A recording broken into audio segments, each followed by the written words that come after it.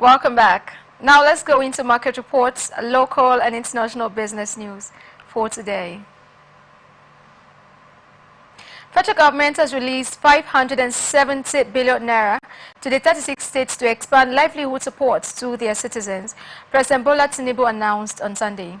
He also revealed that Nigeria spends 2 trillion naira monthly to import premium motor spirits, popularly called petrol, and automotive gas oil, otherwise known as diesel.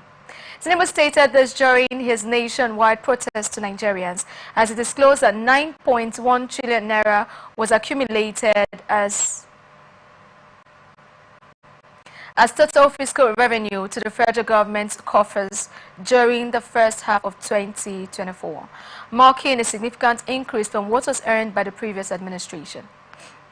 He noted that despite Nigerians' abundant oil and gas resources, the administration met a country that was dependent only on oil, neglecting its gas resources while subsidizing the cost of fuel. As a result, he said his administration invested in compressed natural gas to change the narrative.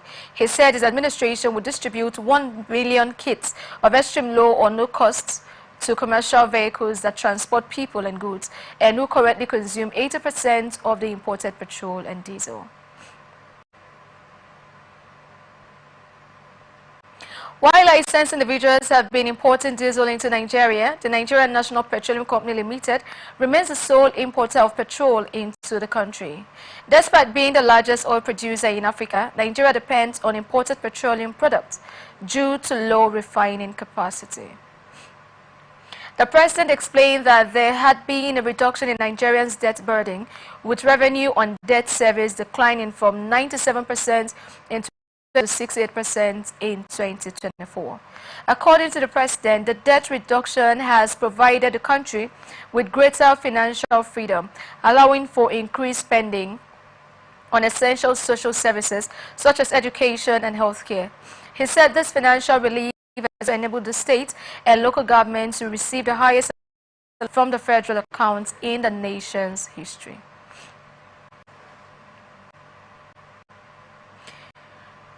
Minister of Budget and Economic Planning, Atiku Bagudu, has expressed dissatisfaction with the inadequate support from international development partners, noting that the government had anticipated greater assistance for its reform efforts to yield results. He said the international bodies have not provided enough support to consolidate the bold, courageous, and risky reforms undertaken by the current administration since its inception over a year ago. He advocated enhanced international development assistance to African countries, suggesting that it should be more proportional to their populations. Bagudu said this in an interview with journalists on the sidelines of the just concluded African Caucus meeting with the theme, Facilitating Intra-African Trade, Catalyst for Sustainable Economic Growth in Africa.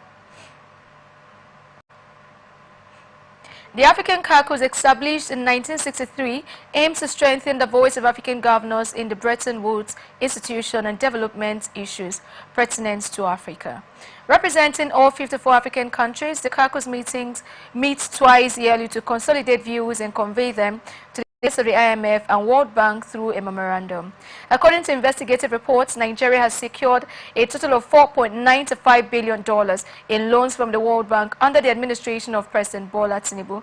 Not less than 6 loan projects have been approved, and they include loans for power $750 million, women empowerment $500 million, girls education $700 million, renewable energies $750 million, economic stabilization reforms $1.5 billion, and resource mobilization reforms $750 million for the benefit of Nigerians. According to the former KB governor, international development assistance is important to mobilize capital, adding that priority should be given to the African Caucus. He added that geography should not prevent any nation from accessing capital while allowing another country to receive it in abundance. The minister added that the assistance should be a tool to mobilize long-term capital at the scale of shared prosperity.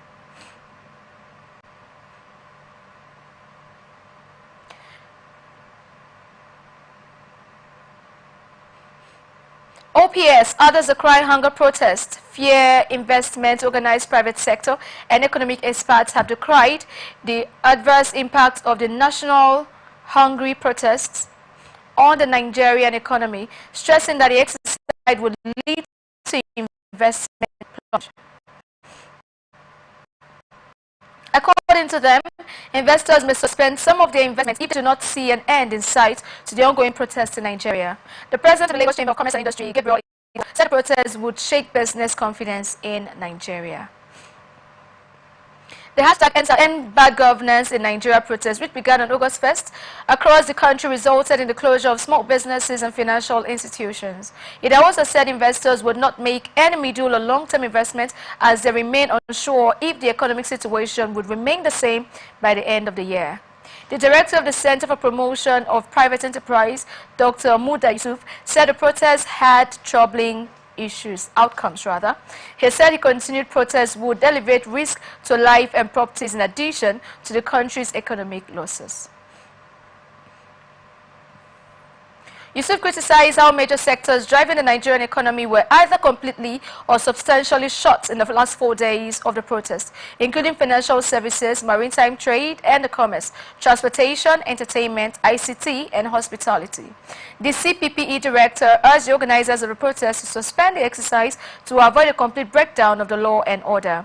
The Director General, Chief Executive of the Nigerian Employers Consultative Association, Mr. Adewale Smart Oyurinde, said the government should use the opportunity to address the multiple challenges confronting the private sector.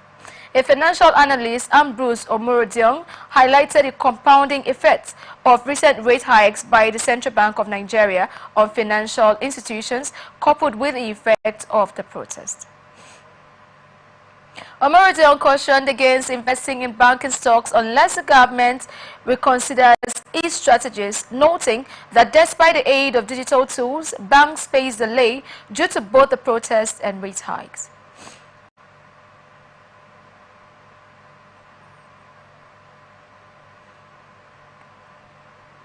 Oil marketers have explained that the reappearance of queues at filling stations in many states is because of the halt in the supply of petroleum products by the dealers in a bid to avert losing their assets due to the ongoing nationwide hunger protest. Many states in Nigeria, including the Federal Capital Territory, Abuja, witnessed varying degrees of queues about 2 weeks ago, which the Nigerian National Petroleum Company Limited blamed on a hitch in the discharge operations of a couple of vessels. While the company and stakeholders work together to tackle the challenge, the nationwide protest against hunger and economic hardship commenced on Thursday, August 1st, 2024, disrupting petrol supply again and causing the reappearance of queues in some states. The National Public Relations Officer of the Independent Petroleum Marketers Association of Nigeria, Chief Chinedu Ukadike, told a correspondent that marketers were advised to close their stations during the protest to avoid losing their assets. He also stated that many tankers did not hold products during the first and second days of the protest, stressing that this distortion in the supply chain would cause shortages in states where the products would have been supplied. On Friday, it was reported that the hunger protest halted petrol loading at the Lagos depots, causing fuel scarcity to persist. According to sources, the depot owners witnessed over fears of violence. An operator who pleaded anonymity stated that most of the Nigerian Union of Petroleum and Natural Gas workers were ready to support the depot in loading fuel. Still, the depot owners refused to take a risk. The IP man official, however, stated on Sunday that some trucks had commenced skeletal operations and expressed hope that the fuel supply situation would improve provided the protests abate considerably. Meanwhile, many states, including Lagos, Kaduna, Katsina, and Delta, amongst others, witnessed varying scarcity on Sunday. They, however, expressed hope that normalcy would return if and when the protesters shift their swords and return to work.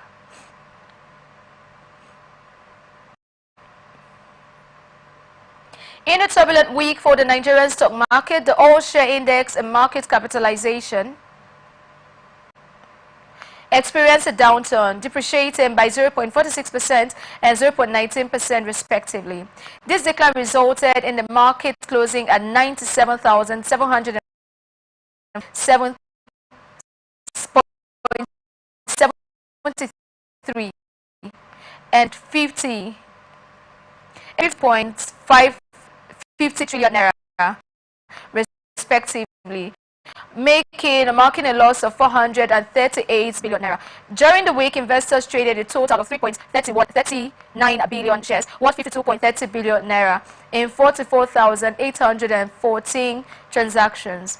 This was a decrease from the previous week when 3.56 billion shares valued at 47.22 billion naira were exchanged hands in 42,871 deals.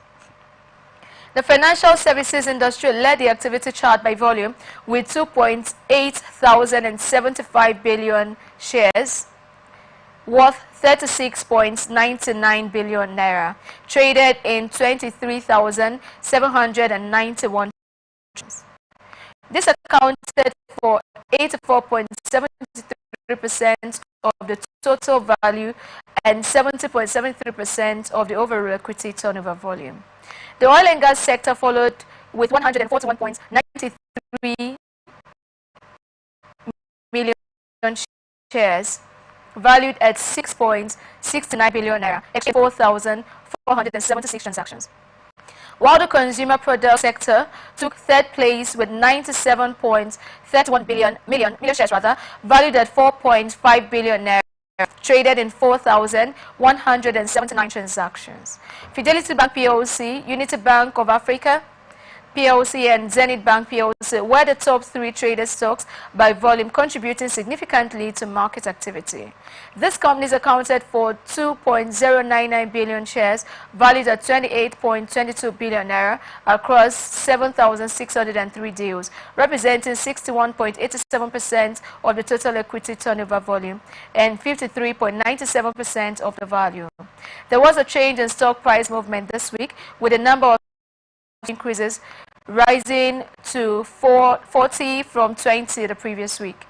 Conversely, the number of stocks that saw price declines decreased to 40 from 47, while 71 stocks maintained their prices compared to 84 last week. In a related development, trading in Zenith Bank PLC, rights issue of 5,740,964 ordinary shares of applicable each commenced during the week. Price at 36 naira per share. The rights issued offers one new ordinary share for every 6 existing ordinary shares held as of July 24th. Commenting on the trend, a financial analyst, Ambrose Omorodiong, noted that the recent downturn was influenced by a rate hike following the Monetary Policy Committee meeting amidst a backdrop of persistent economic weakness in Nigeria. Value of customers' deposits in banks has risen to 136 trillion naira as of the end of first quarter of 2024. Data from the Nigerian Exchange Limited and banking industry have indicated. In Q1 2024, the banking sector recorded an inflow of about 21 trillion naira in new deposits to push the sector's total deposit to about 136 trillion naira. On course to surpass the 2023 financial year's performance, which stood at 150 trillion naira. Total deposits in the banking sector rose by 63% from about 70.5 trillion naira in 2022 to about 115 trillion naira in 2023, hit about 136 trillion naira in March 2024. Representing an increase of 18.26% in 3 months. Regulatory filings and others made available by the Industry Association showed impressive growth in deposits across the tiers of the banks, with the middle tier and newly established banks competing well with the larger banks. There is a correlational relationship between deposits and loans and expenses, and as such, national economic growth. According to earlier reports, CBN data indicated the Nigerian banks' loans and supports for the private sector had increased by about 30 trillion naira over 1 year. According to the CBN, credit to the private sector rose by 65.9% or 29.52 trillion naira to 70 74.31 trillion naira in May 2024, compared with 44.79 naira recorded in the comparative period of 2023. The credit to the private sector includes loans, trade credits, and other account receivables and support provided by banks to the private sector within a period.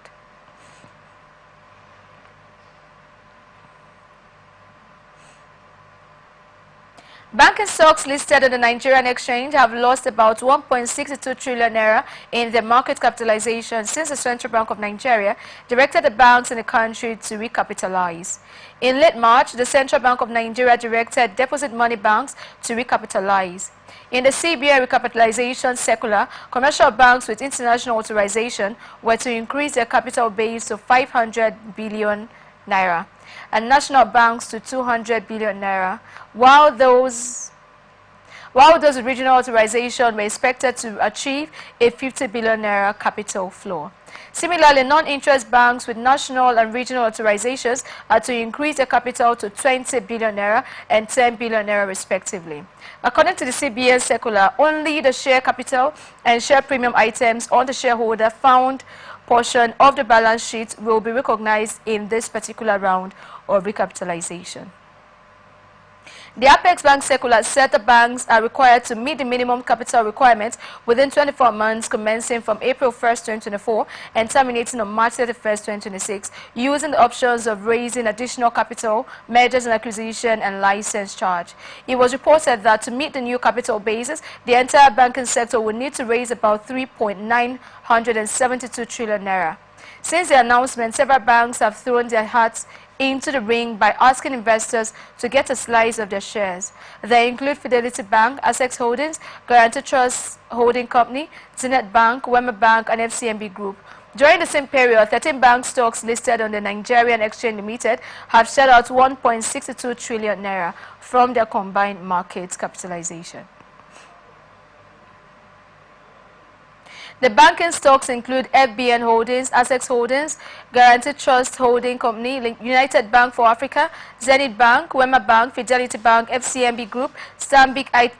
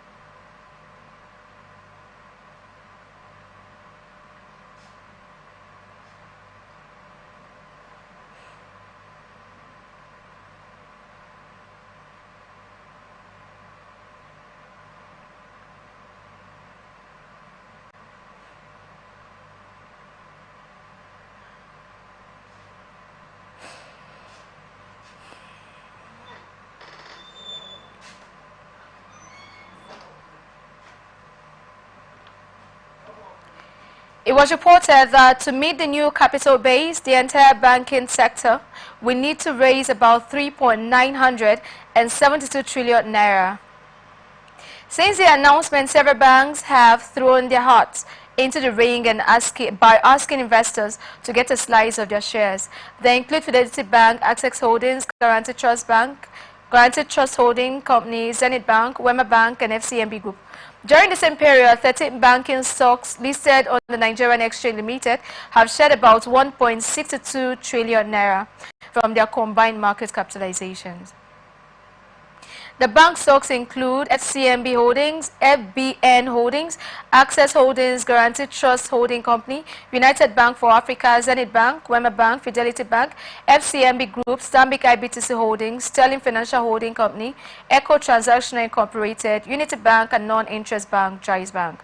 As of March 28, 2024, when the regulator announced a fresh recapitalization directive, the combined market capitalization of the banking stocks was 8.8 trillion naira, with GTCO and Zenith Bank taking the lead position.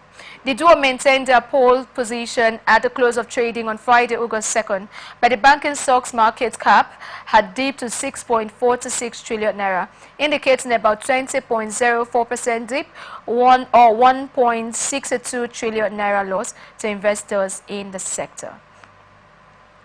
In the days and weeks following the CBN recapitalization directive, and as the banks moved to the market to raise the required funds, there were regulations from the apex banks and the federal government that weighed on investors' decision.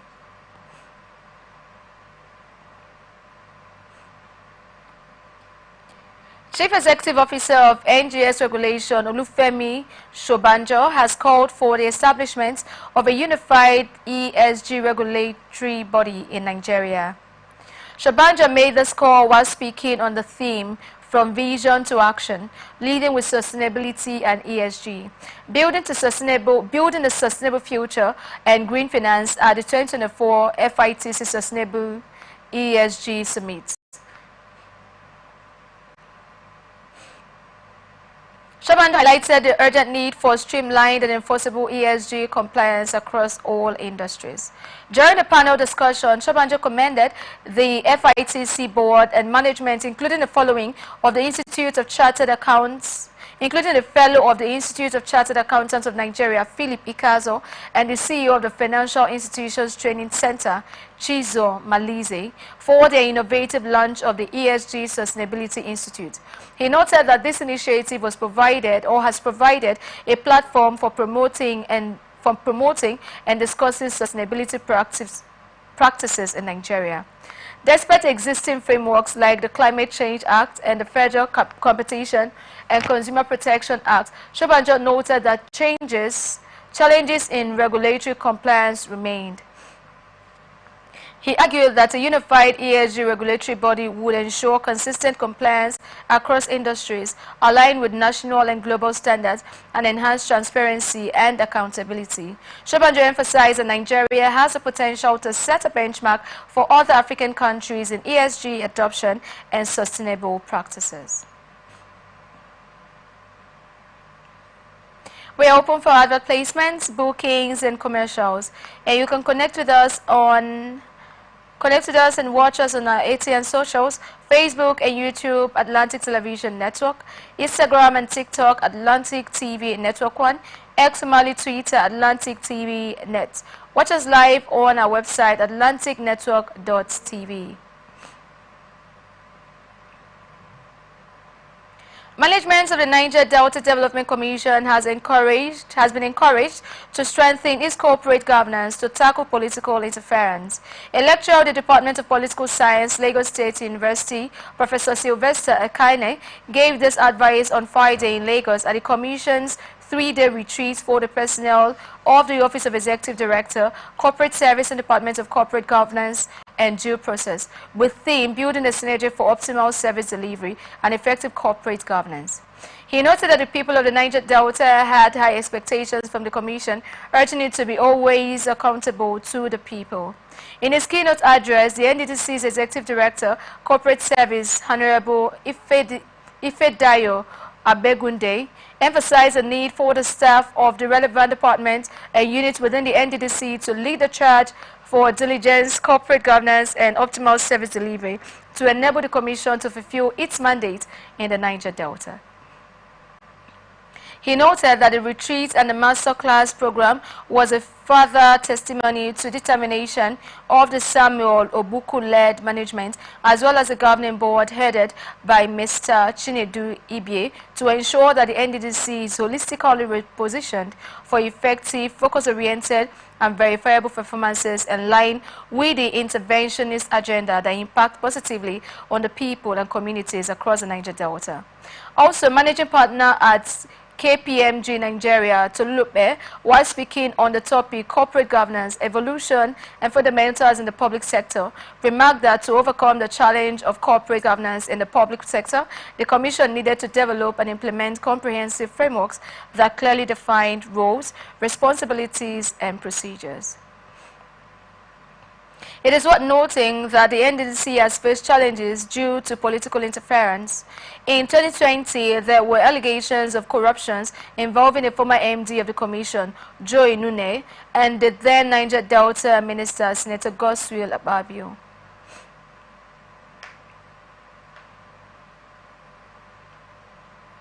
Stakeholders in the cocoa industry have faulted the contents of a bill on export regulations before the National Assembly, noting that it will negatively impact the business of cocoa beans exports.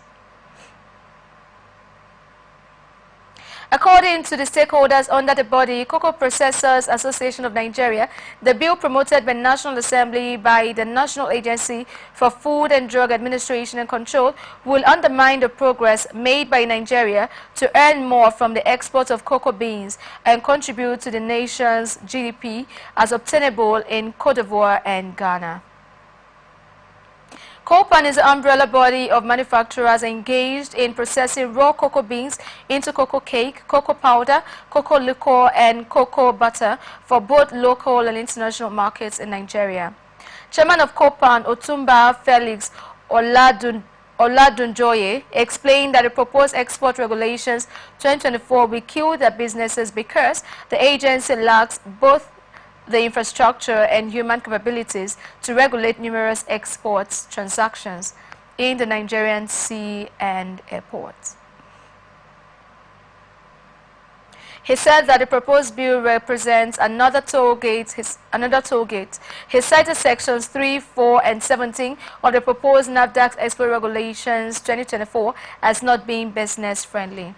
Section 17 says, where the agency considers the application for export to be satisfactory and having met all the requirements prescribed by the agency for exportation, the applicant shall be issued with the appropriate certificate.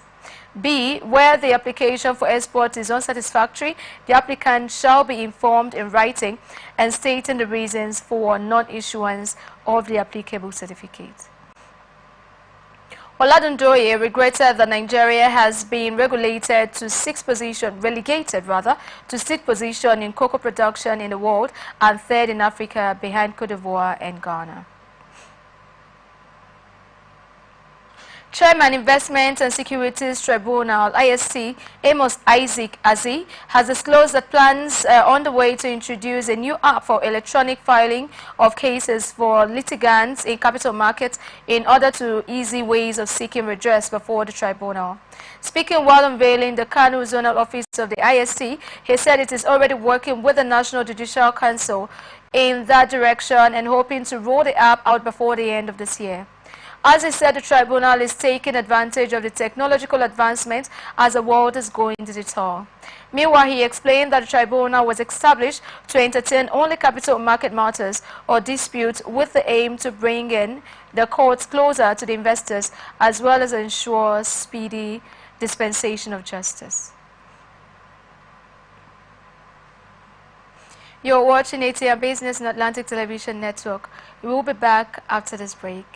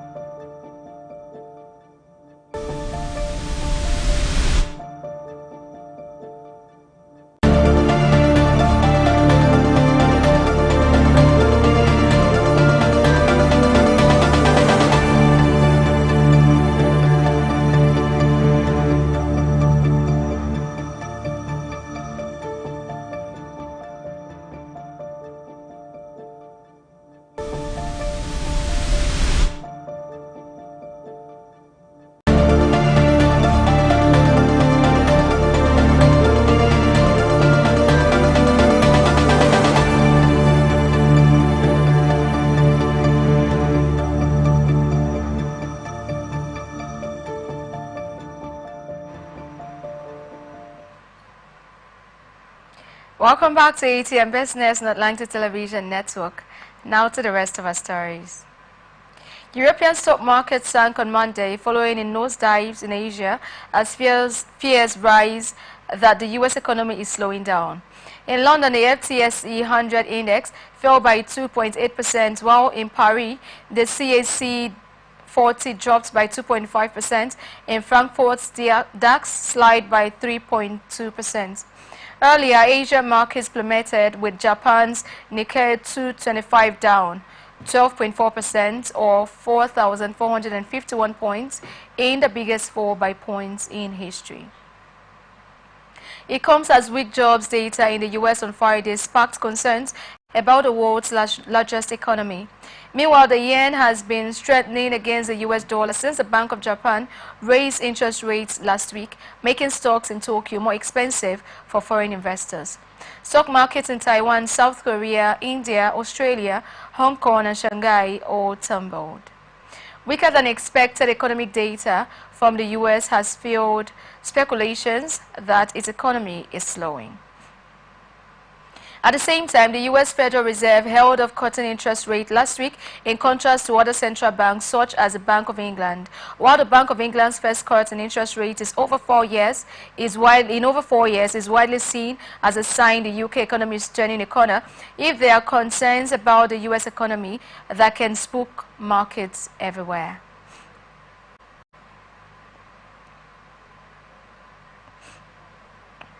Elon Musk filed a federal lawsuit against Sam Altman, alleging that the Tulsa boss was manipulated into co-founding OpenAI. In this photo illustration, the logo of OpenAI is displayed on a mobile phone screen in front of a computer screen, displaying the photographs of Elon Musk and Sam Altman in Ankara, Turkey on March 14, 2024. The crux of Musk's complaints center around his view that he was courted and deceived by Altman and current OpenAI president Greg Brookman into co-founding the artificial intelligence firm on the basis that it was a non-profit. After Musk came on board and invested millions of dollars, the lawsuit claims he was betrayed by Altman and his accomplices as they, along with Microsoft, established an opaque web for-profit or a OpenAI affiliate engaged in rampant self-dealing. The claim is in the new lawsuit are similar to another lawsuit filed by Musk against OpenAI and Atman in California this year, which the Tulsa and SpaceX boss ultimately dropped. Musk has been very vocal over the past few years about his fear of artificial intelligence and the dangers it poses to humanity. Musk states in the latest lawsuit filed in the district court in Northern California that he was manipulated into co-founding OpenAI by Altman and Brookman, who allegedly promised that he would chart a safer, more open course than profit-driven tech giants. U.S. crude oil falls below $72 per barrel. U.S. crude oil futures tumbled to a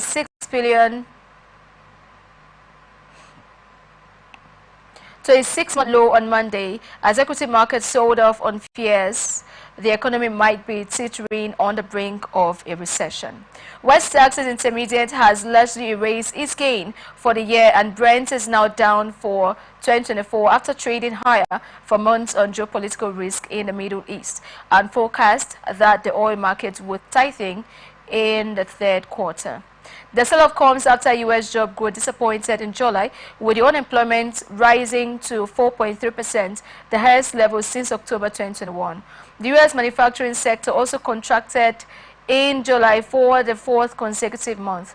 The weak data in the U.S. comes as China's economy had already been spooking traders. OPEC Positive is also expected to start increasing production in October, though the group indicated last week that this decision could be paused or reversed depending on prevailing market conditions.